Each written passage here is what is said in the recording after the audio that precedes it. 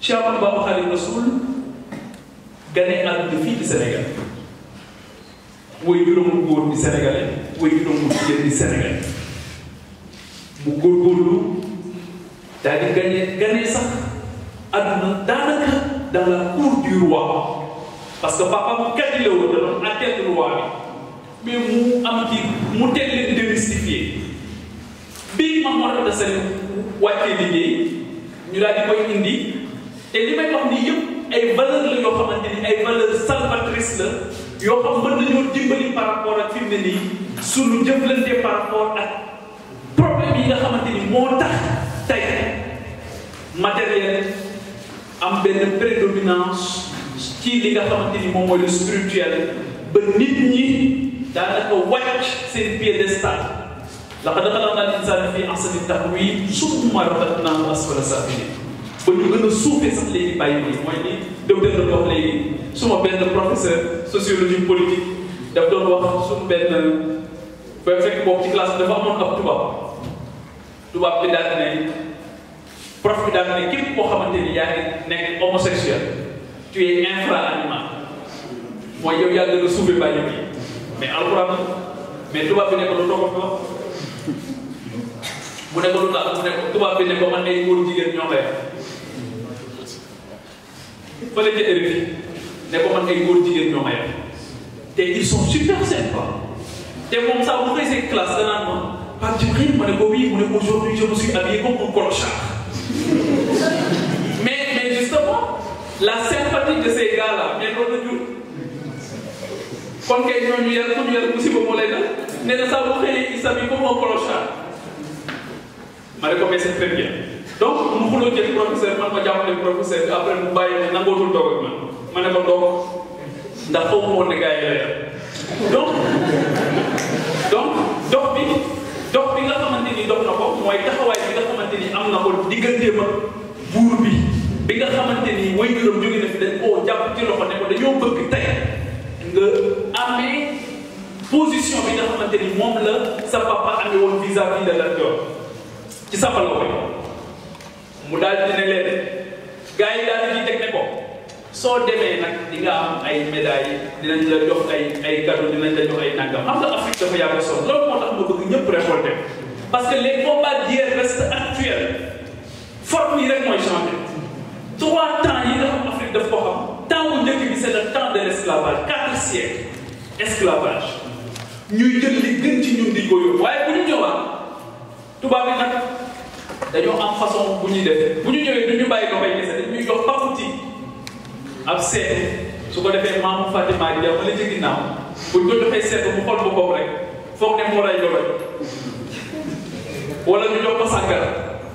moo xam naa maamu màgget bii nga xam ceddo la maamam ceddo la parce que dugaleur yaa ngi dugg ci diine maamu màgget moo jël sàngara ak docteur Diop ñu foog ne rey nañ ko la donc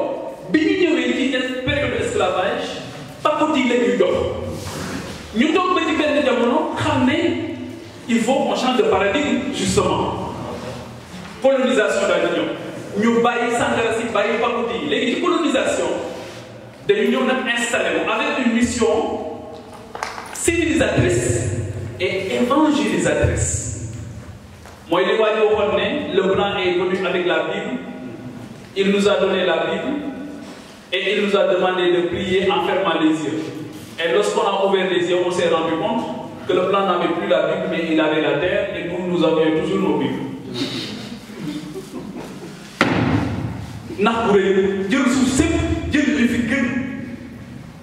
Une mission civilisatrice et une mission évangélisatrice. Ce que je veux dire, waaye jël bi ñuy jël suuf si ba tey bàyyiwuñu ko ndax boo xoolee mission civilisatrice boobu évangélisatrice boobu su ngeen demee tey fu mel ni plateau à part le palais de la République mais xool leen rek ci ñi fi def gestion espace xool leen rek li ma leen wax ñi dëkk Thiès xool leen rek li ma leen wax ñi dëkk feneen xool leen rek bloc yi nga xamante ni dinañ ko jël pour jàngale seen yëf ak jàngale seen diine. langue bi du véhicule de du instrument de du wala du outil véhicule la langue bi ñu jox te loolu Orient Occident ñoo ci yar naar yi seen langue bu langue rek dafa am leneen lu ñu dugal ci biir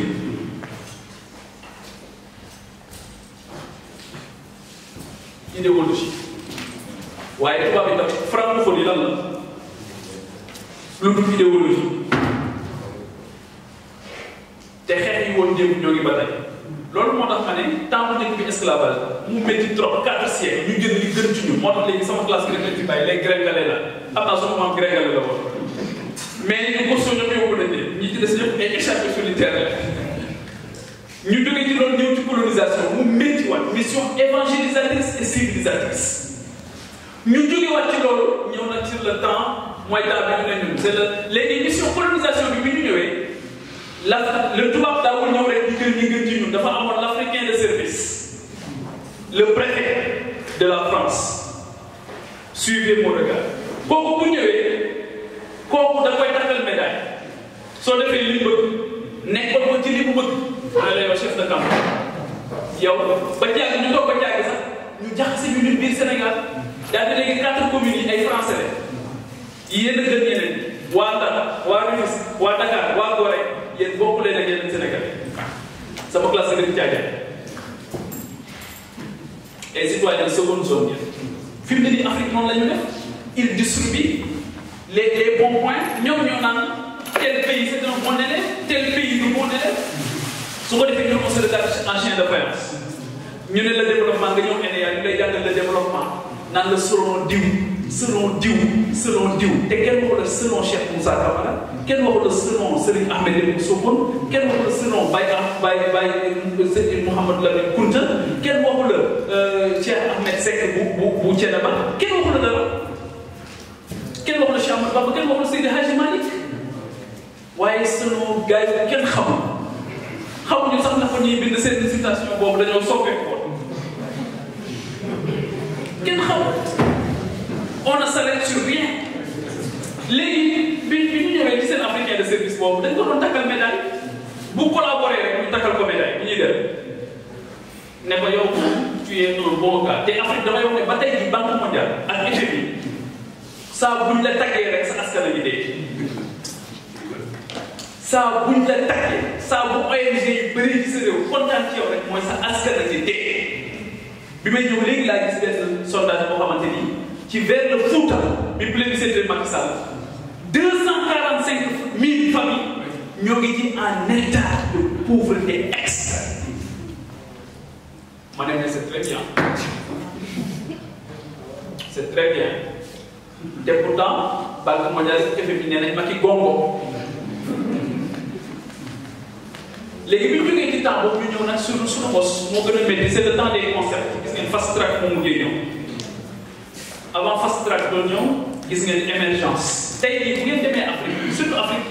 occidentale française dëkk yëpp ñoo nuroo plan de développement à quelques exceptions près ñoom ñëpp plan Gabon émergent plan Congo émergent plan Sénégal émergent plan Nangam émergent mais émergence boobu ban émergence la mais nan la ñuy définir émergence donc tubaab bi mu ñëwee di xeex loolu ci temps yooyu saa bu ñëwee nag dafay jàmmarloo ak diine parce que dafa xam ne diine bu ko nit ñi dëgg dañuy fippu dañuy libéré wu dañuy jëngu loolu moo tax ñëpp war a xam yàlla